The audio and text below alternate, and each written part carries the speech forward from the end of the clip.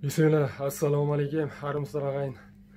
Алдарыңызда шипагер Жұмадан Жарқынбекұлы. Алла тағала баршаңызға бүгінгі күннің берекетін берсін.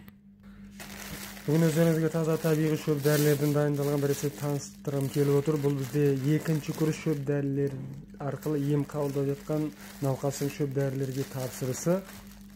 Аутоиммундық гепатит ауруын емдеуге арналған таза табиғи шөп дәрілерден дайындалған рецепт. Бұл рецепттің құрамында жусан, ақшұғынық,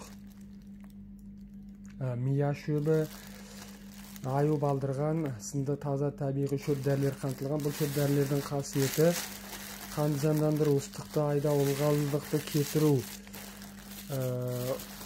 қанды тазалау негізінде жоғарыда айтылған аутоиммунитетті гепатит ауруын емдеуге жақсы көмектесіп, жақсы өнім беріп жатқан табиғи шөп дәрілерден дайындалған рецепт.